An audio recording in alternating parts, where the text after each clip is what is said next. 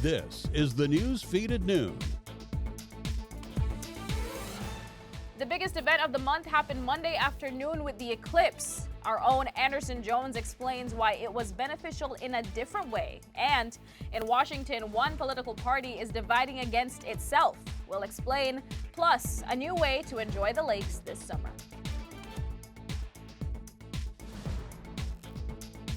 Thank you so much for joining us on the newsfeed at noon. My name is Isabel Price, and we start with an arrest in a murder from Tuesday night. Police were called to a shooting just before 9 p.m. on Monticello Drive. Officers found a man at the scene with a gunshot wound. He was taken to a nearby hospital where he later died. Police say the shooting stemmed from an incident between an ex-fiancé and ex-boyfriend of the female resident in the home. 38-year-old Stephen Foster was identified as a suspect and taken into custody around 11 p.m. Foster is charged with murder, aggravated assault with a deadly weapon, and tampering with evidence. The identity of the victim will be released by the Tarrant County Medical Examiner's Office after family members are notified. University of Texas at Dallas confirms it is laying off about 20 workers at the end of the month. The university says it is part of an effort to comply with the new state law that prohibits universities from having diversity, equity, and inclusion offices. Employees losing their jobs are able to apply for other positions. Last week, UT Austin laid off about 60 workers on that campus to comply with the law. Plano police say a man they believe is responsible for a series of unprovoked attacks across DFW is now in custody. Charles Murray is charged with aggravated assault with a deadly weapon. A family member watching the news recognized Murray and called 911. He was arrested at a home in Dallas. Police say the victim was inside the bathroom of a racetrack convenience store when Murray came in and began beating him with a hammer. Murray was gone by the time officers arrived at the gas station, but employees were able to provide detectives with still images from security cameras. Police say he was known to be homeless in the past and rode a DART train to commit the crime. DART police believe Murray is also responsible for a similar unprovoked attack on a DART train Tuesday evening as well. As we all know, people live on their phones. That could be good or bad, but on Monday, internet traffic dropped significantly. Our own Anderson Jones tells us more. On Monday, at the Northeast campus, we were getting ready for the total solar eclipse with all these events going on. Apparently, there are still some things out there that can make people put their phones down. Cloud computing service Cloudflare says it saw a significant drop in internet traffic during Monday's solar eclipse. As you may imagine, those drops were the biggest in locations that had the best views. Some of them saw online traffic dips of up to 40% in states within the path of totality. I've always had such a huge interest in astrology and just in, I guess more the sciencey part of it, like how the magnetic fields and how the moon controls the waves and things like that. But even areas that only had partial views still saw people taking breaks from their computers and phones to a lesser extent. For the newsfeed, I'm Anderson Jones. Thank you so much, Anderson. A dangerous game called Senior Assassins has some communities in the Chicago area on high alert. It's a game that has become popular among high school seniors. They surprise their friends, pretending to rob them using water guns that look like real firearms. Eric Horn reports. Many of the water guns look like the real thing and elicit the same response real weapons do. At this Gurnee restaurant, bullets could have been fired after police say Tuesday morning 2 teens entered with masks and hoodies, targeting friends at a table with a spray of water. A concealed carry license holder there initially thought it was an armed robbery. It's my understanding that he was in the process of pulling out the weapon and it was displayed. No one was hurt, but now various suburbs are warning about the game called Senior Assassins, popular with high school seniors. In West Suburban St. Charles, police say last week a resident called mistaking the game for gunmen lying in wait. You have 3 young men that are jumping out from a parked vehicle, hiding behind some bushes, and that kind of portrayed and looked like an assault. Earlier this month, parents at Naperville's Neuqua Valley High School were notified a student was confronted in the parking lot after 2 community members saw what looked like a gun in the hand of that student at a local business and called 911. It was all part of the game. And earlier this week, this Homewood Middle School was placed on lockdown for a mistaken report of someone with a real gun blocks away. Certainly, we had the advantage that this was daytime, so visibility was a little better. But, if you start factoring in nighttime, it certainly becomes more difficult under those conditions to distinguish between the two. So far, no reports of anyone injured or charged in these incidents, but police warn that could change. That there could be charges brought against anybody participating in this game.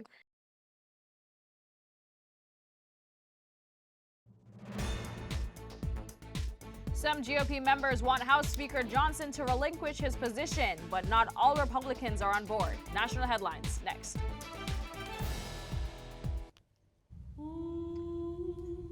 Hey, boss. Okay. I said I'm fine.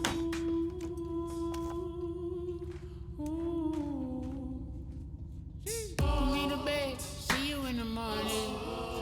With the frosted Superman, but it wasn't on it. And we lost it. You can talk to me. It's been really, really hard for me.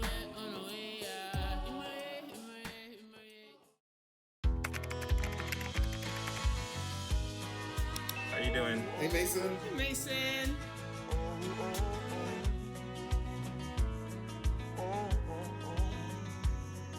Thank you. A place to make my own. A place that I call home. This place that I call home.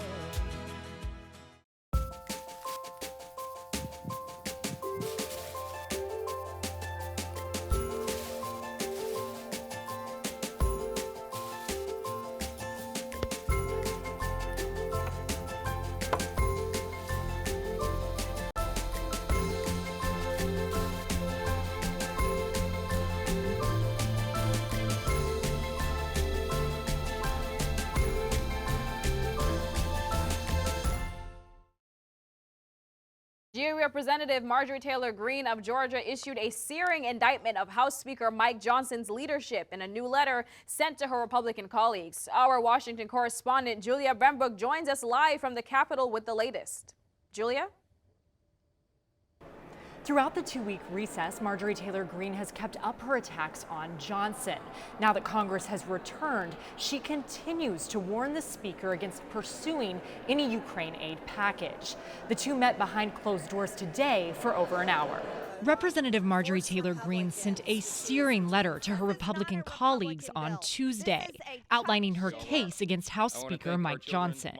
She accuses Johnson of failing to deliver on promises he ran on and breaking legislative procedural rules. She also claimed she would, quote, not tolerate Johnson's push to provide more aid to Ukraine, something he had voted against before he became Speaker. If Mike Johnson wants to lead that after he voted no against funding $300 million to Ukraine just back in September, he's going to make my case for me, and he makes it even easier for what I'm trying to do. Her threat to bring the motion to vacate to the floor looms, but Greene refuses to outline her plan. I'm not laying out my red lines, my triggers, a date, and a giant headline. While a few House Republicans have voiced frustrations with Johnson, several are jumping to his defense, speaking to the complicated nature of leading with a razor-thin majority. I think Speaker Johnson is working his guts out, doing the best he can with a lot of feral cats. For his part, Johnson has tried to downplay the threat and is attempting to ease tensions. Marjorie and I don't disagree, I don't think, on any matter of philosophy. We're both conservatives, but we do disagree sometimes on strategy and with regard to what we put on the floor and when. Greene has not said how much support she has, but with upcoming resignations scheduled to give House Republicans their smallest majority yet, just a one-vote advantage, there's no margin for error. While a few Republicans have voiced frustrations with Johnson, none of them have echoed Greene's official call to remove the Speaker. Reporting in the Capitol, I'm Julia Benbrook. Thank you so much, Julia. Now, with everything seemingly stacked against House Speaker Johnson, he certainly has support on his side. Wholesale inflation in the U.S. rose again last week. The Lord Jesus himself could not manage this conference or this conference. You just can't do it. I think Mike Johnson is a great human. He doesn't lie like the last guy. I think people don't like dysfunction, so that's not good for our side. And with a one-seat majority, it doesn't only take a couple of people to create dysfunction. I think Speaker Johnson is working his guts out, doing the best he can with a lot of feral cats. Wholesale inflation in the U.S. rose again last month. The Producer Price Index is a closely watched measure of inflation. The U.S. government reports it rose 2.1% for the 12 months ending in March. That increase from a 1.6% annual gain in February was below expectations. The acceleration in the prices producers pay for goods and services highlights the persistence of inflation, and it supports fears that interest rates will stay higher for longer. O.J. Simpson died Wednesday at age 76. He lost his battle with prostate cancer surrounded by his children and grandkids. The former NFL star and broadcaster's athletic achievements brought him fame, but they were eclipsed by his 1995 acquittal in the brutal killings of his ex-wife Nicole Brown Simpson and her friend Ron Goldman. He later lost a multi-million-dollar wrongful death suit brought by the families of his ex-wife and Goldman. In 2007, police arrested him in Las Vegas on several felony charges, including kidnapping and armed robbery. A man is behind bars after he fired multiple shots outside of a restaurant in Marysville, California, while a family was inside celebrating an engagement. Celebration of a cousin's engagement party ends abruptly when Marysville police say an unwelcome guest arrives with a gun and fires it. Several partygoers heard the shot and walk outside the Lake Indian Cuisine restaurant. The gentleman proceeded to fire another 4 to 5 rounds out of the handgun while he was in the parking lot, but he fired them up in the air.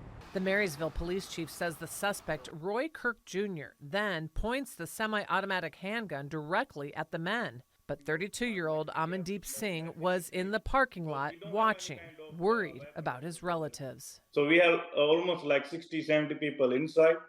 So I'm just worried about if we go inside, there is a lot of kids over there. Singh says he had to do something and ran right towards the armed man. I hold his both hands from my hand, then I just push him on the back and I just throw him inside of the restaurant. That was like nightmare for us. Singh's wife watched the whole takedown while in the car, protecting their 2-month-old daughter. I was like very scared, like I was just reciting my God's name and like I was like praying that everybody gets safe and then nobody get hurt. Singh's relatives jumped on the suspect, grabbing the gun and holding him down until officers arrived. It could have been a lot worse last night, and there could have been multiple victims. You know, who knows how many more rounds he would have had, you know, at that point in time, and they didn't know that, and they put themselves in harm's way. He's definitely a hero in this incident with, you know, what his swift actions and what he did. You're a hero. No, I'm not a hero. I'm just He just tried to save our family, life, yeah. Everybody. That's what heroes do, put others before themselves.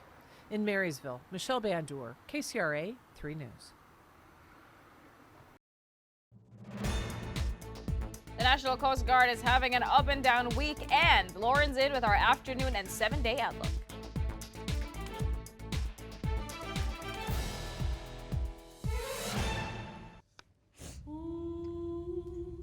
Hey, boss.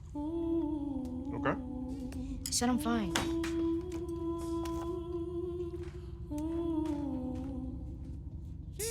Me to bed, see you in the morning with the first date. Superman, but it wasn't on it, and we lost it. You can talk to me. It's been really, really hard for me.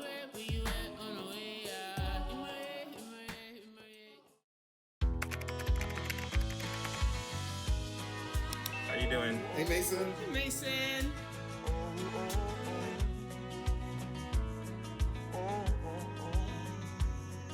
Thank you. A place to make my own, a place that I call home, this place that I call home.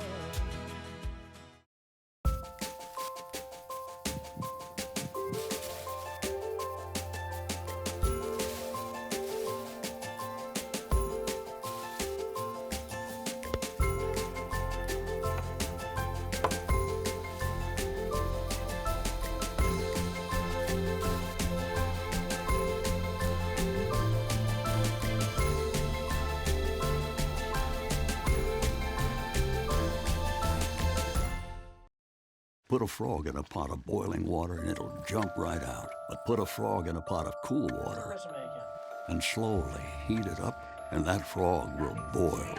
As veterans, we can tell ourselves the lie that it's easier to stay in that boiling water, to disconnect. But you've never been interested in easy. You are not a frog. Find resources at va.gov/reach. Welcome back. More than 30 million people from Texas to Louisiana and into Georgia spent Wednesday under a severe storm threat that lived up to its name. Emily Schmidt has the details as the cleanup efforts have already begun. Look, guys, this is the real deal. In Slidell, Louisiana, Wednesday, there wasn't time for small talk. The worst is yet to come with this weather. This is no joke. Basically, it was zero visibility, and rain was all over the place. My car was shaking. The police department spread news of possible tornado damage through quick social media posts. Officer Rodney West, a military veteran, says it looked like Baghdad in 2004. What I saw was just buildings with the windows busted out, cars on their side, other vehicles wrecked, power lines down. Worst case scenario that you could imagine. These folks that own this business here, and this church here, this business over here, and these 50 residents that live in the place behind me, it's catastrophic to them. St. Tammany Parish officials say multiple people went to the hospital with injuries. Others hid and prayed. Next thing you know, wind started blowing. I rushed to the tub for shelter, safety. The storm system spun off a tornado in Katy, Texas overnight. Another in Port Arthur, where an EF2, the mayor says, destroyed a Baptist church and a number of homes. In New Orleans, Bourbon Street emptied due to flash flooding. The National Weather Service warned damage, quote, could be catastrophic. In Slidell, work is beginning to assess the damage from the kind of storm they couldn't ignore. If you've never listened to anything before, listen to this. Stay home. And they'll be talking about for years to come. I'm Emily Schmidt reporting. What a tragedy, but it's really starting to look nice out there, Lauren. Will these nice spring weather days keep up in the next week? That's right, Izzy. We've seen rain for pretty much the entire first part of this week, but we're getting some sun finally. Taking a look at that live look outside the studio, you'll notice clear skies, no clouds as of right now, and that's going to continue for the rest of this weekend. Today, right now, we're at 75 degrees, mostly sunny skies, 10 to 20 mile-per-hour winds, relatively dry winds that's coming in from that west coast. High of 81, significantly warmer than what we've seen these past few days. Across the board, you'll notice consistent temperatures throughout, mid-70s, 76 in Fort Worth, 75 in Dallas. Down south, a little bit warmer at 82 degrees. For the rest of this evening, those clouds will continue. 79 at 4. We're going to drop down to around the mid-60s, nothing too cool, about 68 here at 10 p.m. Now, the rest of this weekend, we're continuing with those warm spring weather. You'll see winds pick up around Saturday. No precipitation for the rest of this weekend. 83 for that high, 84 on Sunday. We may see some cloud cover. Again, no rain, but that's going to be pushing in those storms that we can expect the rest of next week. The next 7 days, we technically have a small chance of precipitation all 7 days throughout the week. Monday, you'll notice high of 79. We're getting a little bit warmer here on Wednesday. Thursday is when the severity of those storms is going to show up. We'll see higher winds, possibilities of hail. As of right now, it's a level 2 out of that scale of 5, but that could get severe, just like Texas's unpredictable weather. Izzy, I want you to really look at the differences in those temperatures. 91 on Wednesday, dropping all the way down to 66 and 69 next weekend. That's just consequences of those storms and that Texas unpredictable weather. Thank you so much, Lauren. A congressional inquiry found Coast Guard leadership illegally used non-disclosure agreements to prevent sexual assault victims from reporting their alleged abuse. The inquiry focused on sexual misconduct at the prestigious Coast Guard Academy. Texas Senator Ted Cruz spoke out about the findings in a letter addressed to a Coast Guard Commandment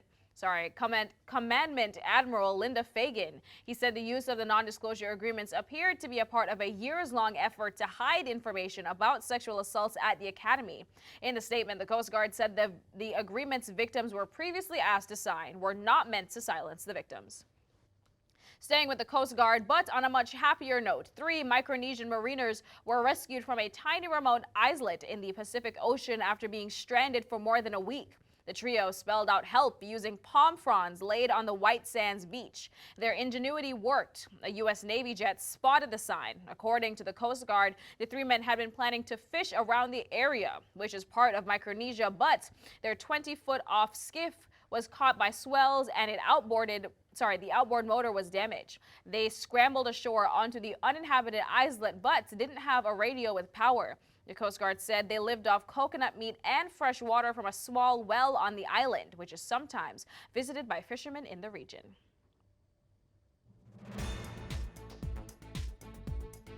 College athletes have the incentive to stay in school longer with the abundance of sponsorships and endorsements. But does that help the way we view those players? Keep it right here. Hi, I'm Ryan Blaney, a third-generation race car driver. And we dedicate a lot of our time to going as fast as possible. But when my grandpa was diagnosed with Alzheimer's, it was a very unexpected bump in the road for us. It's important to notice if older family members are acting differently, experiencing problems with their memory, or having trouble with routine tasks. Early detection of Alzheimer's can give your family time to explore support services, make a plan for the future, and access available treatments. If you or your family are noticing changes, it could be Alzheimer's. Talk about seeing a doctor together. Mom was always very self-sufficient, but we started noticing things were off. I was forgetting my responsibilities at work. I told Mom we should visit a doctor. Alzheimer's. It was hard to hear that. Early detection gave us time to seek information and support as a family. I've never felt more connected with Mom. If you or your family are noticing changes, it could be Alzheimer's. Talk about seeing a doctor together. Julie was always a voracious reader. She'd carry 2 novels on an airplane because she'd read one on a 3-4 hour ride. And at some point, I began to notice that she would read a page and couldn't remember what she had just read, and she'd have to go back and read it again. I don't remember much these days after I read, but less does for me, and I love it.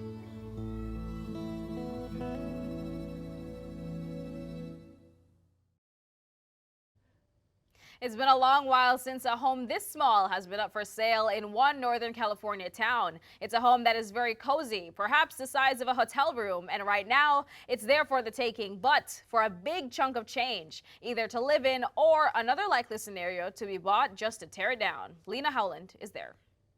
This is what $1.7 million will get you on the western edge of Silicon Valley in Cupertino, a cozy 384-square-foot home, which is a little more than the average size of an American hotel room. It's location, location, location. But the house might not be what people are paying for. Instead, it's the potential of a 7,800-square-foot lot. There's one thing that we don't make anymore, and that's dirt. Residential real estate, particularly in the San Francisco Bay Area, is it's unique. It's unique because there are so few choices for buyers these days because sellers really like to live here. The home up for sale is at the end of a cul-de-sac sandwiched between homes worth around $5 million, according to Zillow. This home has a lot of interest because of the lot size and the neighborhood. Cupertino is really well known for its school district and great schools. Maxwell Duclos is the buyer's agent. He says it's the smallest house that's been up for sale in Cupertino in more than 10 years. I imagine, like I mentioned earlier, like an investor or a builder would look at the opportunities that this property has and, build a nice 36,000 square foot home and then end up selling it for $4 or $5 million.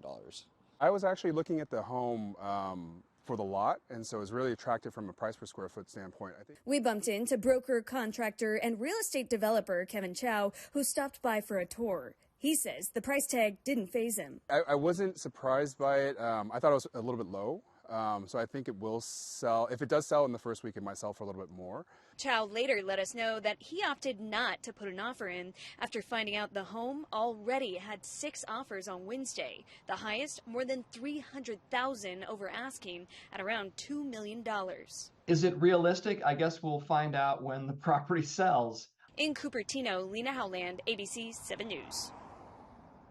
This year's NCAA tournament saw record TV ratings. The women's title game averaged 18.7 million viewers, with ESPN saying it was the second most watched non-Olympic women's sporting event ever on U.S. television. Reporter Michael Yoshida takes a look at how money off the court is continuing to change the landscape of college sports. Hi, it's Caitlin. I'm so excited to be partnering with H&R Block to launch college athletes. When the odds get beaten, the chicken fingers get eaten, baby. Capitalizing on endorsement deals. My name is Olivia Miles. I'm dropping my t-shirt.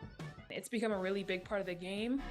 There's a lot more added pressures, I'd say, to get your business going, to get an agent, to build your brand. They're also cashing in on their name, image, and likeness from NIL collectives. Operating independent of schools, these pool funds from boosters and other sources. It's basically like negotiating with a general manager in the NFL or NBA, but at the college level. And obviously, the higher the prospect, the more the money. College football is the biggest NIL sport. Every school in the Southeastern Conference or SEC has at least one NIL collective. It's helpful for me to make my name pop out and come out more. Opportunities continue to expand.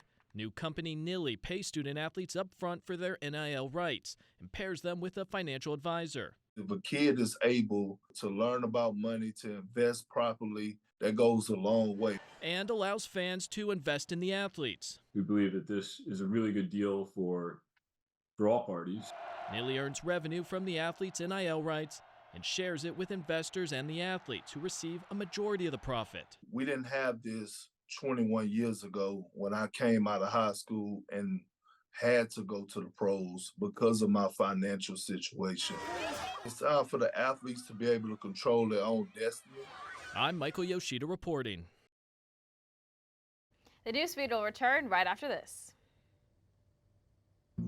Jason, let's go see your room.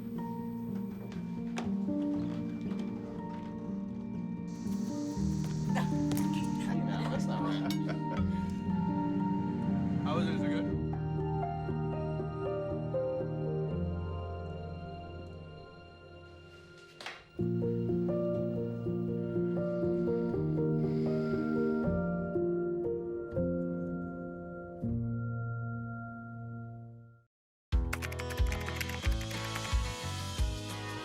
How you doing? Hey, Mason. Mason.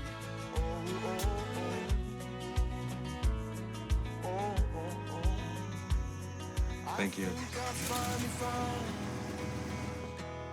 A place to make my own. A place that I call home.